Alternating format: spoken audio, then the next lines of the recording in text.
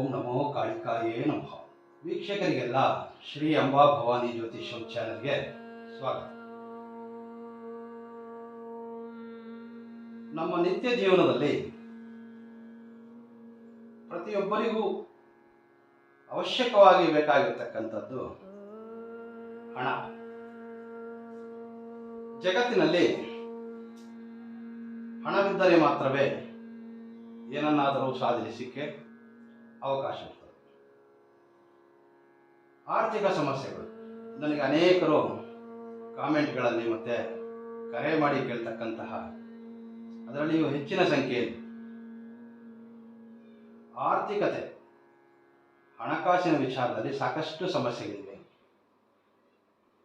ಚಿಕ್ಕ ಪುಟ್ಟ ವ್ಯಾಪಾರಗಳನ್ನು ಮಾಡ್ತಾ ಇದ್ದೇವೆ. ವ್ಯಾಪಾರ ನಾವು ಅಂದುಕೊಂಡಂತಹ ರೀತಿಯಲ್ಲಿ ನಡೆಯುತ್ತಿಲ್ಲ.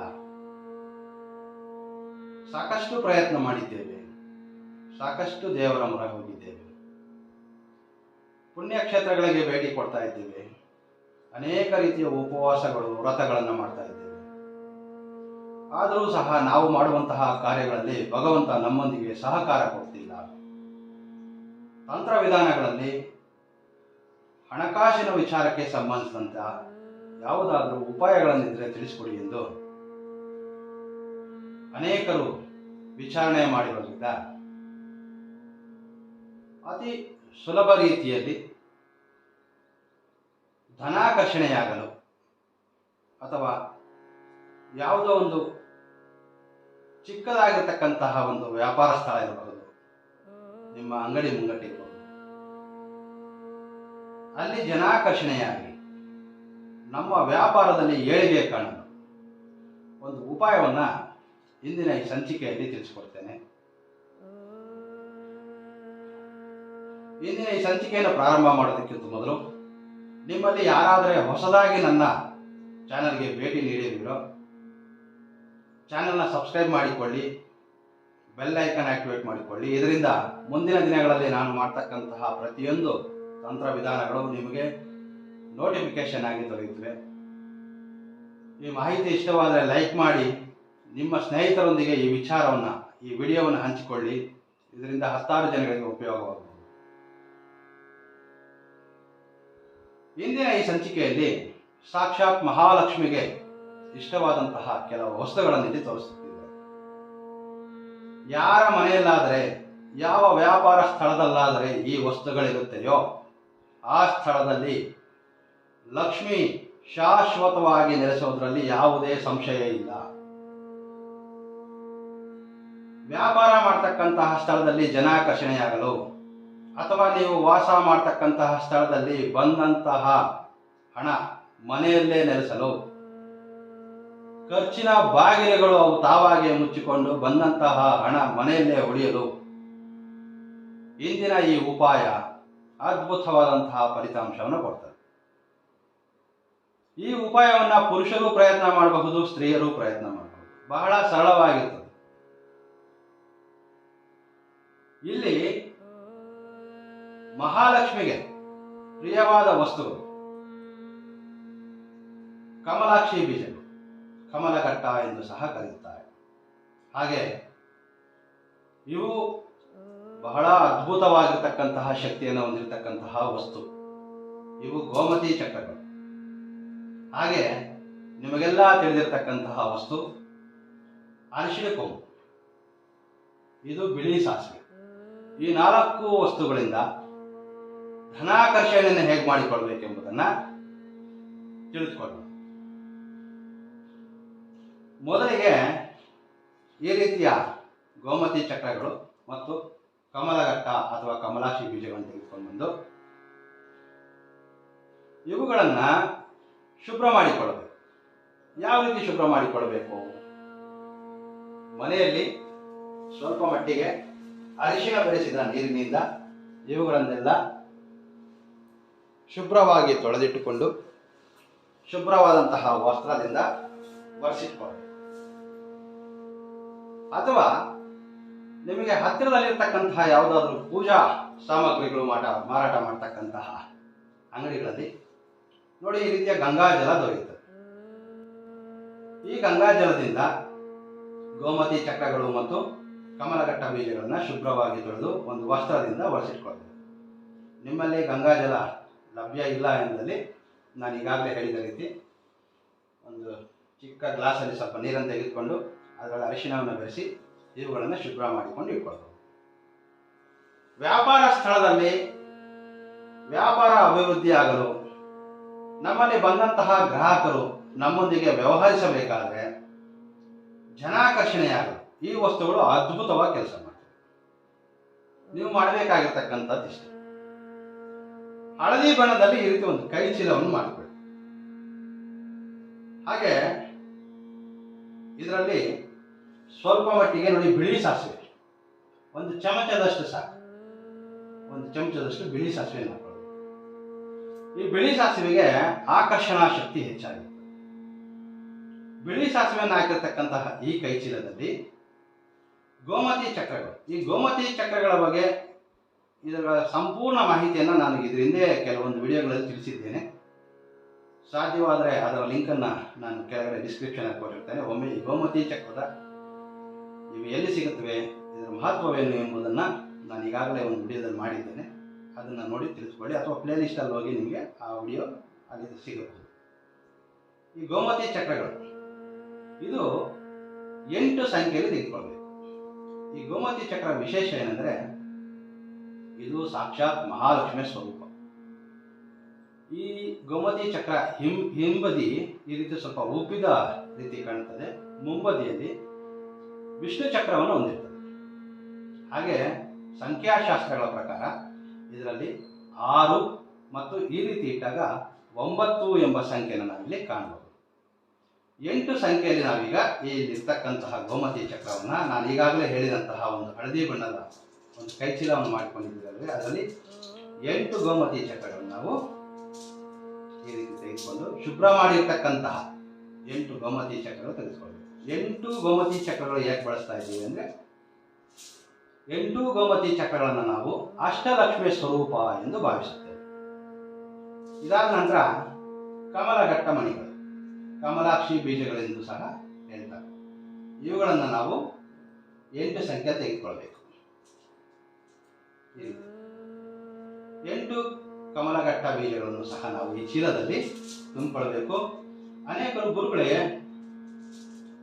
ಈ ವಸ್ತುಗಳಿಗೆ ಇಷ್ಟೊಂದು ಶಕ್ತಿ ಇರುತ್ತದಾ ಎಂದು ಪ್ರಶ್ನೆ ಮಾಡ್ತಾರೆ. ಪ್ರಕೃತಿಯಲ್ಲಿ